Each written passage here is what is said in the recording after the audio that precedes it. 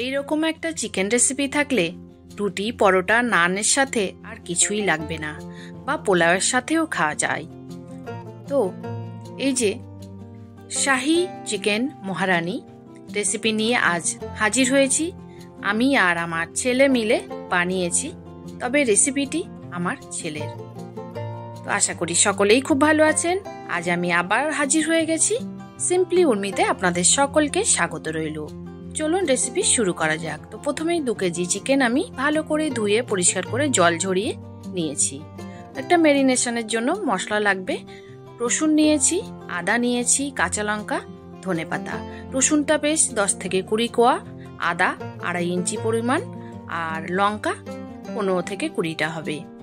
এবার চিকেনটা নিয়ে এতে পরিমাণ মতো লবণ দেওয়া হলো। এবার ওই যে পেস্ট বানিয়ে রেখেছিলাম আদা, রসুন, ধনেপাতা এবং কাঁচা লঙ্কা, সেটা দিয়ে দেওয়া হলো। এবার দেব টক দই। যেহেতু 2 কেজি চিকেন, ওই জন্য 200 গ্রাম পরিমাণে টক দই এখানে ব্যবহার করা হচ্ছে। দিয়ে খুব ভালো করে মেখে নিয়ে এটাকে ক্লিন র্যাপ করে ফ্রিজে রেখে দেব। যেহেতু সকালে বানানো হবে, এটা রাতেই ম্যারিনেট করে রেখে দেব। তো 12 ঘন্টা ম্যারিনেশন হলে এটা খুবই ভালো হয়। তো ম্যারিনেশন করে নিয়েছি, সকালে ফিরে এলাম।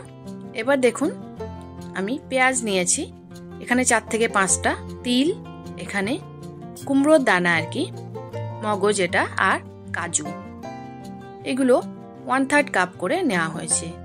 এবার পেঁয়াজগুলো প্রথমেই মিক্সিং জারে দিয়ে নেব। তারপরে তিল, কাজু এবং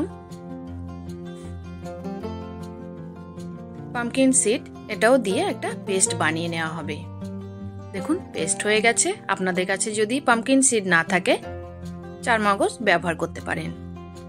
এবার কড়াই বসিয়ে রেখে নিয়েছি, গ্যাস অন করে দিয়েছি, রিফাইন তেল দিয়ে দিলাম, আর দিয়ে দেব একটু ঘি। রিফাইন তেল এবং ঘি মিশিয়ে এটা বানানো হবে। এবার একটু গরম হয়ে গেলেই এতে ওই মশলার পেস্টটা দিয়ে দেব। এতে কিন্তু 2 কেজি আমার চিকেন, সেই হিসাবেও এখানে তেল বা ঘিয়ের পরিমাণ কিন্তু বেশ কমই ব্যবহার করেছি। আপনাদের যদি মনে হয় আরেকটু দেবেন, দিতে পারেন, কিন্তু এই তেলেও কিন্তু সুন্দর স্বাদ আসে। যেহেতু আমি কম তেলে রান্না পছন্দ করি, ওই কারণেই আমি কম তেলে দিয়েছি। এবার খুব ভালো করে মশলাটা আগে কষিয়ে নেব যতক্ষণ না তেল ছেড়ে দেবে। দেখুন তেলগুলো ছেড়ে দিয়েছে। আর এবার যে র্যাপ করে রাখা যে চিকেন ম্যারিনেট করে রেখেছিলাম, এটা 12 ঘন্টা পর বের করে এই মশলাতে দিয়ে দিলাম। এটা কিন্তু ডিপ ফ্রিজে রাখতে হবে না, এটা নর্মাল ফ্রিজে রাখলেই হবে। এবার খুব ভালো করে মিশিয়ে নেব। যেহেতু কাঁচা পেঁয়াজ দেওয়া আছে, মশলাটা খুব ভালোভাবে কুক হতে হবে। এবার ঢাকনা বন্ধ করে আমি 5 থেকে 7 মিনিট ধরে রেখেছিলাম। এবার কিছু গুঁড়ো মশলা অ্যাড করা হচ্ছে। এটা হচ্ছে জিরে গুঁড়ো এবং ধনে গুঁড়ো। এটা 2 টিস্পুন পরিমাণে দেওয়া হচ্ছে।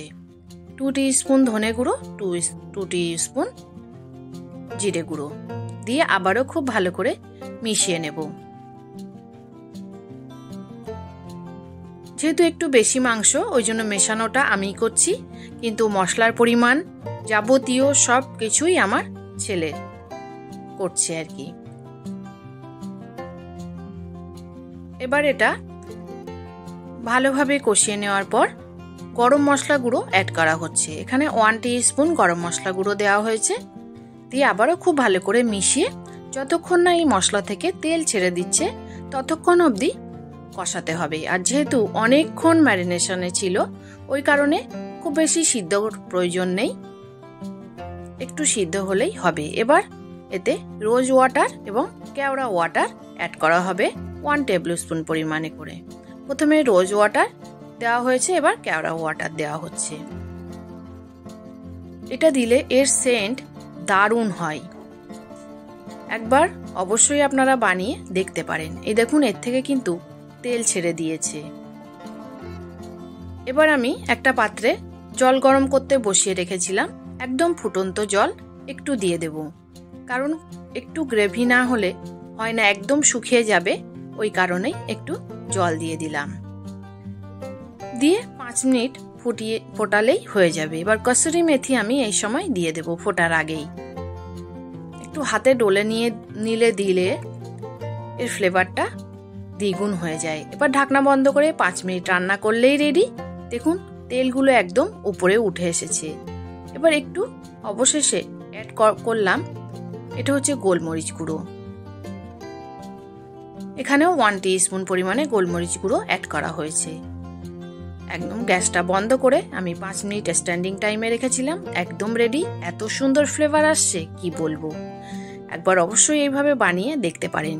এবার সার্ভ করে নিচ্ছি। কেমন লাগলো আমার এই শাহী চিকেন মহারানি? যদি ভালো লাগে তাহলে অবশ্যই লাইক, শেয়ার, কমেন্ট করতে ভুলবেন না।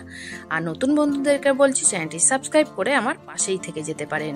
আর পাশে থাকা বেল আইকনটি অবশ্যই প্রেস করে দেবেন, যাতে আমি ভিডিও ছাড়লে নোটিফিকেশন সবার আগে আপনার কাছে পৌঁছে যায়, আপনি আপনার সময় মতো দেখে নিতে পারেন। দেখুন উপরে কিন্তু আমি একটু ক্রিমও ফেটিয়ে অ্যাড করে দিচ্ছি, এতে ফ্লেভার টেস্ট দুটোই বেড়ে যাবে। আর ফেসবুক থেকে দেখলে পেজটি অবশ্যই ফলো দিয়ে রাখবেন, লাইক এবং শেয়ার করবেন। আজ আসি, সবাই ভালো থাকবেন। ধন্যবাদ রইল সকলকে।